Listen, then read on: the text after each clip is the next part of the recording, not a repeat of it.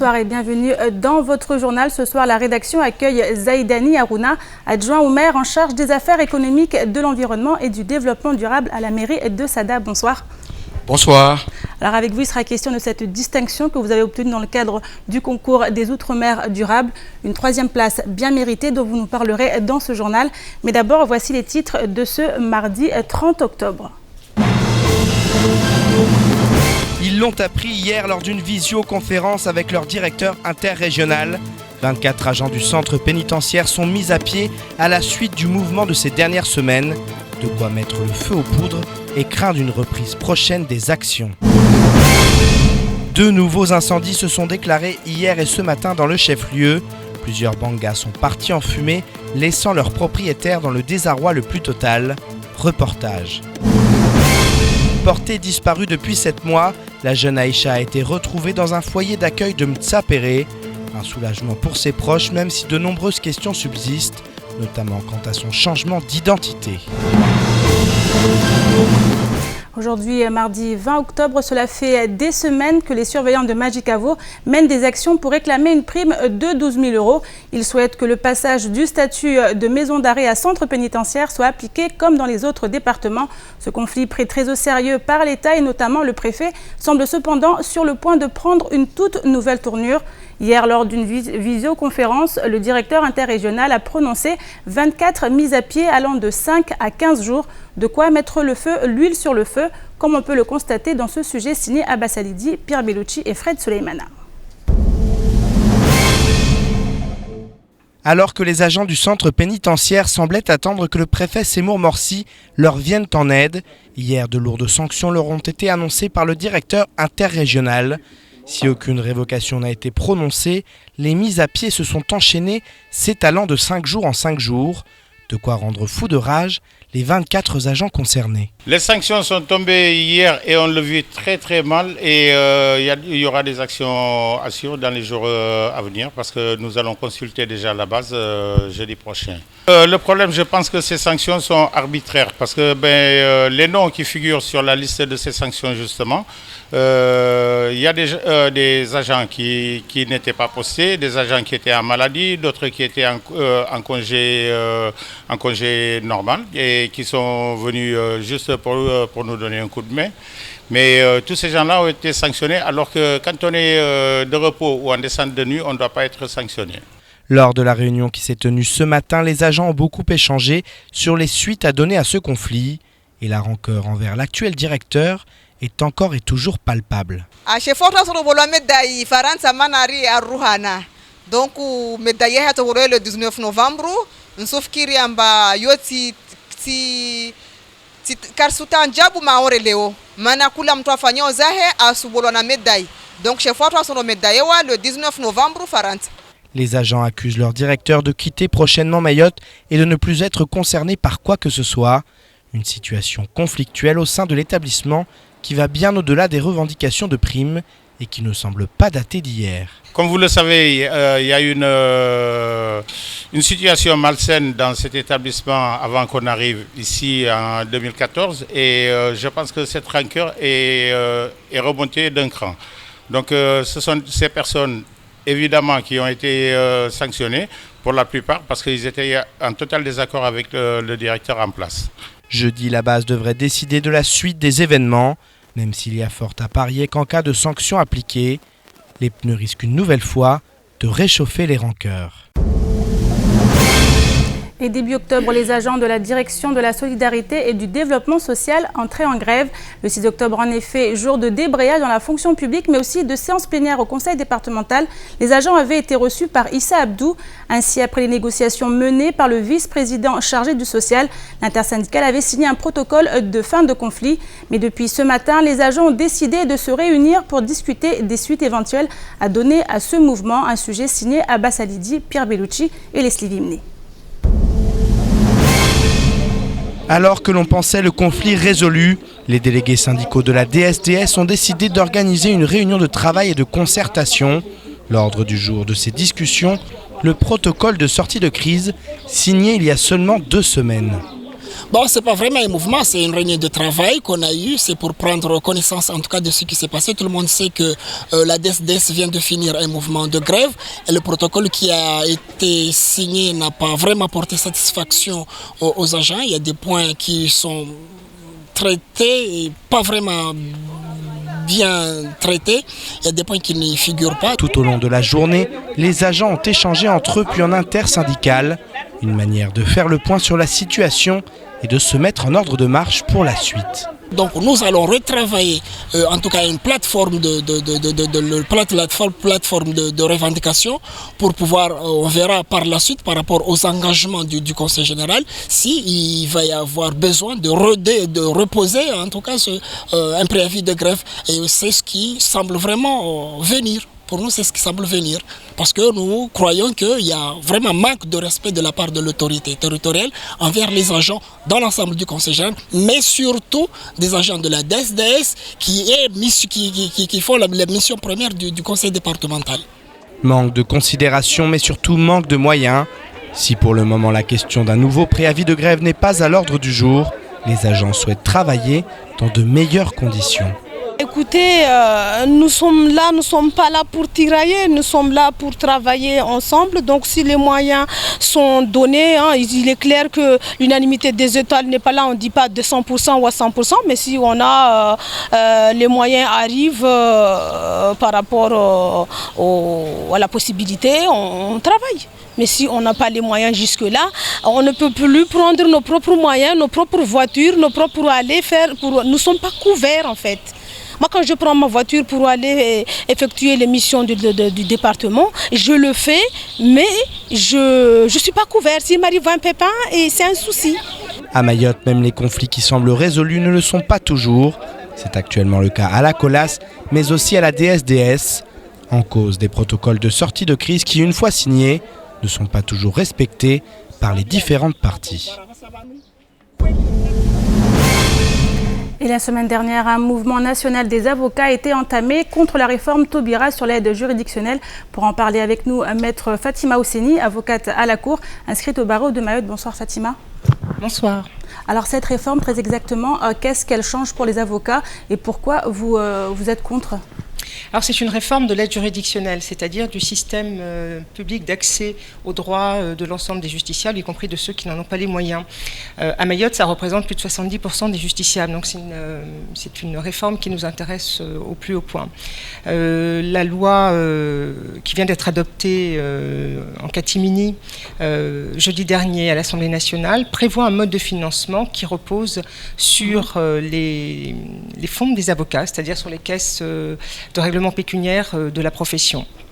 Alors qu'il s'agit là de la politique publique de l'accès aux droits et qui devrait être rétribuée autrement, alors que déjà nous autres avocats participons en grande partie à cette politique d'accès aux droits. Donc ce qui fait que vous allez participer, vous allez récupérer moins de fonds en acceptant cette réforme. Mais déjà, on n'est pas payé. Lorsque les avocats travaillent à l'aide juridictionnelle, ça n'est pas un paiement, c'est pas une rétribution, c'est une simple indemnisation. On ne parle pas d'honoraires et les pouvoirs publics ne veulent pas en entendre parler, ce qui est déjà l'objet de discorde depuis de nombreuses années.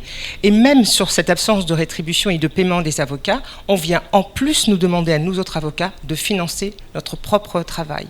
Alors que par notre contribution, par le travail qu'on fournit, nous avons des missions sur certaines actions de l'aide juridictionnelle qui prennent énormément de temps, beaucoup de logistique à mettre en place, qui sont extrêmement lourdes pour les cabinets et qui, de fait, viennent gréver la clientèle en horaire libre, finalement. Donc, c'est une réforme qui intéresse tout le monde et qui n'est pas simplement une chasse gardée des avocats qui seraient des nantis. C'est pas du tout ça. C'est vraiment préserver l'aide juridictionnelle et ce sont les mots d'ordre qui sont lancés sur le plan national et partout, également en Outre-mer. Alors une assemblée générale s'est tenue aujourd'hui avec les avocats de Mayotte. Qu'en est-il ressorti ? Ah bien, il y a un durcissement du mouvement. Nous avons entamé la grève depuis la semaine dernière. Elle était simplement limitée aux permanences pénales, aux aides juridictionnelles. Elle n'a pas été toujours très bien accueillie au sein des juridictions qui ont quand même maintenu les audiences. Aujourd'hui, les permanences pénales, par exemple, se tiennent sans avocat, y compris dans les procédures où la présence de l'avocat est obligatoire, ce qui n'est pas à notre sens heureux. Donc nous avons décidé d'une occupation des sites et des lieux. Nous ne voulons plus que les audiences se tiennent pour que les pouvoirs publics, pour que le gouvernement comprenne que cette réforme, elle est suivie vraiment partout.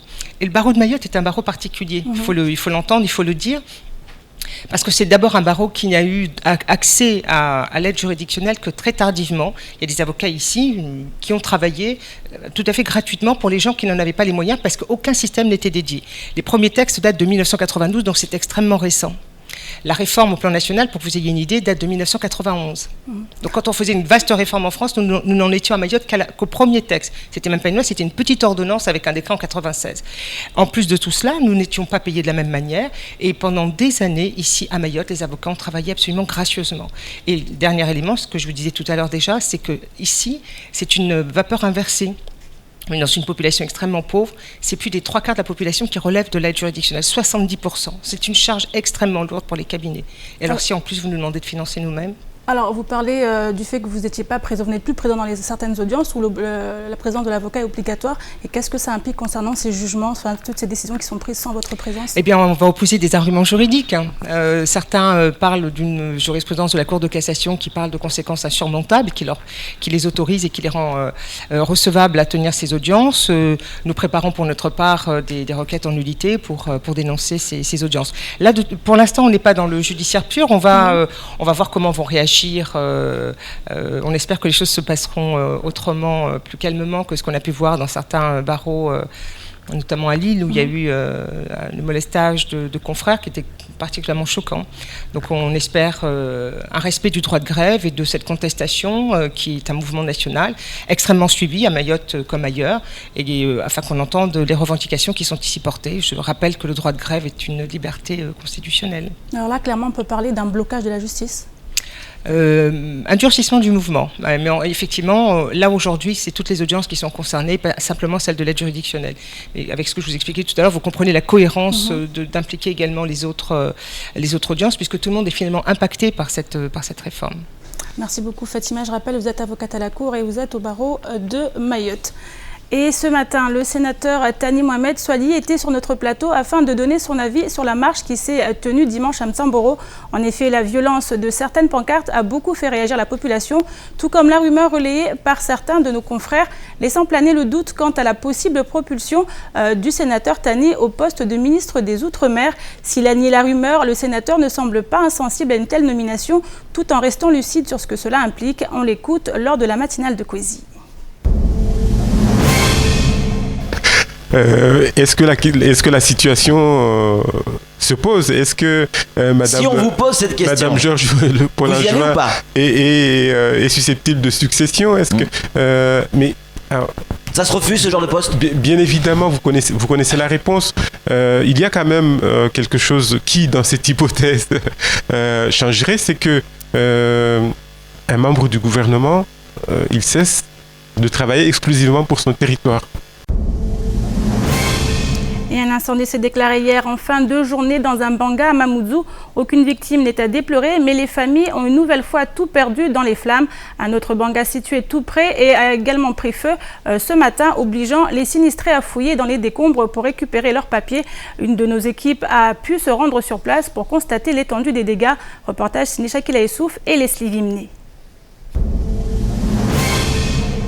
Il ne reste plus que des cendres à ramasser pour ces familles. Le feu s'est propagé en un rien de temps et comme souvent, une chaîne humaine de solidarité s'est mise en place pour lutter contre les flammes. Le temps que les pompiers interviennent, cet homme est le mari de la propriétaire du foyer et tente de nous raconter les faits. C'était hier soir en fait, vers 18h que ça a commencé.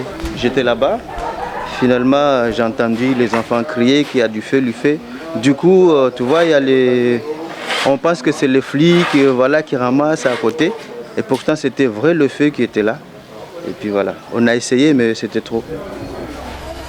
Nous, on a essayé d'évacuer la maison déjà, s'il n'y avait pas d'enfants. Et puis finalement, On a tenté de lutter, mais comme aussi c'était fort, voilà, on n'a pas pu. On a appelé les pompiers qui a terminé les travaux, voilà, c'est tout.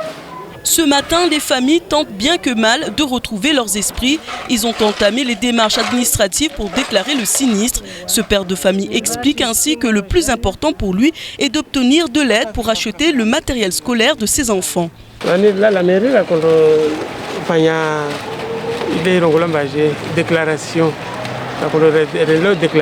C'est à la police, c'est à déclarer. Vavor ambila mba zora fanya vavor toujours rengere papiers zora fanya démarche ringie mabiro ra disazi bano to para umsada tekemba pare wanataka pare ntuzali mala la rentrée batameso neskai kazibo saki kazibo zuntuza pia zivu zio zakatola likolo akabola zo zivu kapta shuntumba shwa bakia. Fort heureusement, chaque fois qu'un incendie se déclare, il y a la moussada entre voisins qui se met en place. Cette femme également sinistrée a courageusement sorti sa voisine des flammes alors qu'elle était enfermée à l'intérieur de son banga, paralysée par la peur. Liranana moro hea sishemeleza moro siliranana binadamu sija siremembia tsingia hatu nemwangia hatu tsiparama maule hahe hasiko moro halimbala tu kasla shinda la guarien wa mitsimsika mwono wahe tsimvutu mwanzeo lirana mvuta mwanzeo ho tsingia ndani hangu tsangalia moro mazao ingia ndani hangu wa mitsara wa ina rengarien shtuza wana wangu ordinatori tele tramplaz tuzatu pia meblezatu taka.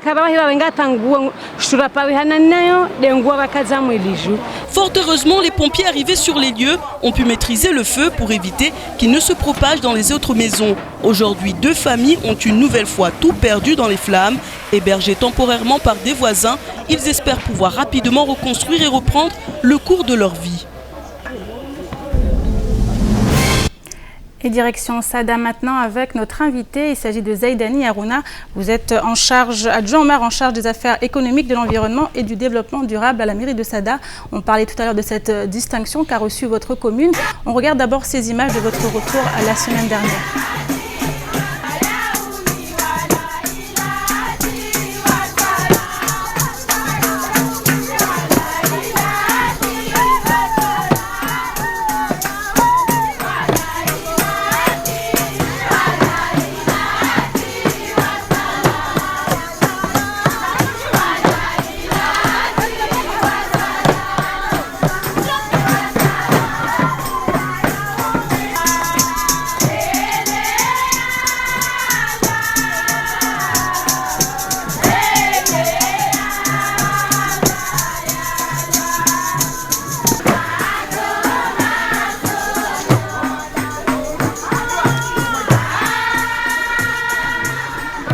On l'a vu dans ces images, un accueil des plus chaleureux et digne de votre réussite, en fait, on va dire, à ce concours. Un concours pour récompenser les initiatives exemplaires en matière de politique environnementale et développement durable. En quoi a consisté votre participation et pourquoi Sada a reçu cette 3e place? Alors, Sada a reçu cette 3e place juste parce que, jusqu'au niveau national, tout le monde a compris que c'était un projet d'une population, d'une commune. C'est toute la population de Sada qui s'est mise derrière la municipalité pour gagner ce trophée. Alors, un trophée qui signifie quoi pour vous aujourd'hui? Tout le monde a compris aujourd'hui que Sada a mis en place un projet qui a entraîné toute la population à l'éducation, aux éco-gestes. Plutôt que d'attendre que Sada soit sale pour le nettoyer, ce que nous avons fait, c'est que nous avons entraîné tout le monde dans une politique de sensibilisation à la lutte contre l'insalubrité. Alors, vous avez aussi une partie reboisement, c'est ça? Justement, c'est que, puisque aujourd'hui, nous estimons que le pari de la lutte contre l'insalubrité est presque gagné ou est en voie d'être gagné, maintenant, et depuis même le jour où nous organisions nos journées de nettoyage, nous avons terminé par une journée de plantation donc des arbres. Et surtout, ce que nous avons mis en avant, c'est que cette éducation a commencé par les écoles. Nous avons commencé par sensibiliser les écoles, éduquer les étudiants du lycée, les lycéens et les écoles primaires, jusqu'aux écoles primaires, aux gestes de prévention contre l'insalubrité. Alors, ça implique quoi aujourd'hui pour votre commune? Quelle sera la prochaine étape? La prochaine étape, il y est déjà. C'est qu'aujourd'hui, le lycée de Sada entreprend tout seul des opérations de nettoyage trimestriel. Les associations de Sada entreprennent toutes seules des opérations de collecte de déchets. Ce que nous pouvons appeler aujourd'hui des produits. Parce qu'avec le tri sélectif, les déchets d'hier deviennent les matières premières pour certaines productions artisanales aujourd'hui. On connaît la problématique ici à Mayotte, les déchets. Est-ce que Sada justement deviendrait un exemple pour les autres communes? Je pense que depuis le début, nous avons joué ce rôle. Parce que quand nous avons mis en place Sada Nettoie et Toi, nous avons fait des spots télévisés qui étaient donc visibles par toute la population de Mayotte. Et donc c'est pour ça que je voulais certes féliciter les habitants de la commune de Sada pour le travail qu'ils ont fait et les résultats obtenus, mais aussi féliciter la population de Mayotte tout entière, parce qu'il faut savoir que nous sommes sortis 3e au même titre que Saint-Suzanne de la Réunion. De la Réunion, ce qui veut dire que Mayotte est bien en marche pour régler ce problème en matière d'environnement et de développement durable. En tout cas, nous avons bon espoir. Merci beaucoup Zaïdani Harouna. Je rappelle que vous êtes adjoint maire en charge des affaires économiques, de l'environnement et du développement durable. Et on continue avec les Comores dépossédés de l'organisation des Jeux des îles de 2019 ou encore à l'anticipation du manque de place pour Mayotte par Air Austral. C'est également dans l'actualité de ce mardi 20 octobre et c'est présenté par Pierre Bellucci. Alors que le débat concernant la rétention des mineurs à Mayotte s'est invité au Sénat ces derniers jours, le ministère de l'Intérieur communique sur le nombre de reconduites en France. Ainsi, Bernard Cazeneuve annonce au titre de l'année 2015 17 000 reconduites à la frontière. Mayotte ne figure incontestablement pas dans ces statistiques nationales auxquelles il faudrait ajouter près de 20 000 expulsions, soit 37 000 au total. Pourtant, et malgré ces données masquées, selon le réseau européen des migrations, la France est championne d'Europe pour l'enfermement des étrangers en 2013 et conforte son avance en 2014 après avoir placé en rétention 9% d'étrangers supplémentaires. Ainsi, le ministère de l'Intérieur détaille que les 25 centres de rétention administrative ont vu passer 49 537 personnes en 2014, ce qui signifie que l'île-aux-Lagons concentrerait la majorité des rétentions effectuées en France. Le ministère poursuit son énumération, indiquant que 5 692 mineurs ont été enfermés en 2014, soit 57% de plus qu'en 2013. Là encore, 5 582 mineurs étaient à Mayotte, signifiant qu'il n'y en aurait eu que 110 dans le reste de l'Hexagone. La problématique mahoraise n'apparaît donc pas toujours dans les statistiques, permettant ainsi de dissimuler que l'État est bien le plus gros expulseur d'Europe. En 2011, Air Austral se portait acquéreur d'un nouveau Boeing 777. Son ambition, créer la première ligne directe Mayotte-Paris. Or, à cette époque, la compagnie traversait une zone de turbulence financière et l'appareil avait été réaffecté à d'autres missions. Aujourd'hui, Air Austral a décidé de s'en séparer au profit de 2 Boeing 787-800, moins gourmands en carburant et capables de décoller à pleine charge de Dzaoudzi. La ligne directe Mayotte-Paris est donc redevenue d'actualité avec une première rotation prévue le 10 juin 2016. Mais en se séparant de son B777, Mayotte va perdre son gros porteur et verra sa capacité d'embarquement réduite, puisque le Boeing 737-800 ne peut transporter que 162 passagers contre 360 pour le B777. Air Austral a cependant anticipé ce flux tendu et trouvé un accord avec la compagnie française ASL. Pendant 6 mois et jusqu'en mai 2016, date de réception du premier Boeing 787-800, un Boeing 737-300 en mesure d'opérer des liaisons fret et passagers sera loué auprès d'ASL. 3 fréquences supplémentaires seront ainsi assurées sur Mayotte, qui verra ses rotations passer de 7 à 11 par semaine. Les derniers Jeux des îles ont été perturbés par des polémiques extrasportives liées au conflit politique qui oppose la France à l'Union des Comores. La délégation comorienne a ainsi quitté la compétition le jour de la cérémonie d'ouverture, considérant que Mayotte n'était en droit de défiler avec les couleurs françaises. Alors que la prochaine édition des Jeux des îles prévue en 2019 devait se tenir aux Comores, ce matin le Conseil international des Jeux en a décidé autrement. L'Union des Comores s'est vue retirer son attribution et c'est donc le plan B, à savoir l'île Maurice, qui devrait accueillir l'événement. A noter que la prochaine réunion du Conseil international des Jeux devrait avoir lieu en février 2016 à Maurice. Et enfin, cela fait 7 mois maintenant que Chamouine, le père d'Aïcha, cherche à retrouver sa fille de 14 ans. Hier, l'un de ses oncles a pu entrer en contact avec la jeune fille qui se trouvait depuis plusieurs mois au foyer d'accueil de Mtsapere à Mroahandra. Ce matin, la gendarmerie a procédé à l'identification de la jeune fille portée disparue. Nous sommes donc partis sur ses traces afin de comprendre ce qui s'est réellement passé. Reportage Shakila Youssouf et Fred Souleymana. C'est soulagé d'avoir enfin retrouvé sa nièce que nous rencontrons l'un des oncles de Aïcha. Après lui avoir rendu visite hier au foyer d'accueil de Mtsapere à Mroahandra, il a tenu à nous informer de la bonne nouvelle. Seulement ce matin, escorté par la gendarmerie, le seul parent paternel d'Aïcha n'a pas eu l'occasion de s'étendre sur sa joie.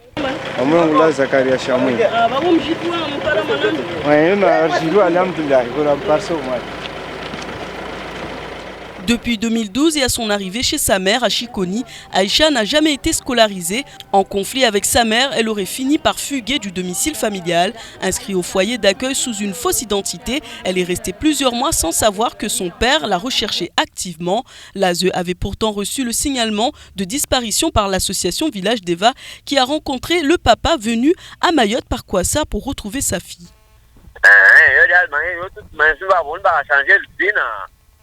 Na sisi tunataka mingalizio normal la wale maana kakokilwana wale ba changer tina donc tamba on est comme on a sans solo from kwamba watarufa extreme talentini veleho wamitafanya extreme le hal mekadi extreme unuka kan arunga meka na tadwa leo porona tadwa wala simani wao renge extreme normal ya nekana likulwa mchonekana ndongia papi wamfanyio hiyo warenge extreme normal ya wamfanyie yedeshwa mnisa hao etamba kuturumwa kama justement lo kama lo.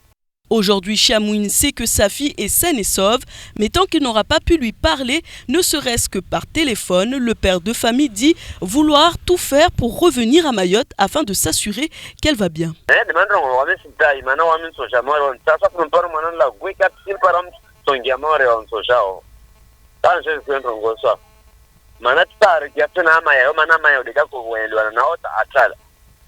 Chamouine ayant été expulsé vers Anjouan, il va devoir patienter avant de pouvoir serrer sa fille dans ses bras, même si pour le moment le plus important est ailleurs. Sa fille Aïcha est bel et bien vivante.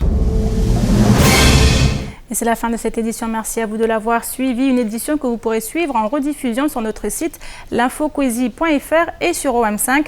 Dans quelques instants, retrouvez Ornella Perrine pour la météo. Suivra juste après l'invité du temps de parole, Tani Mohamed Swali, sénateur de Mayotte. Il était ce matin au micro de Patrick Mian et prochain rendez-vous avec l'information demain en radio dans la matinale avec le journal présenté par Pierre Bellucci. Excellente soirée à vous sur KTV.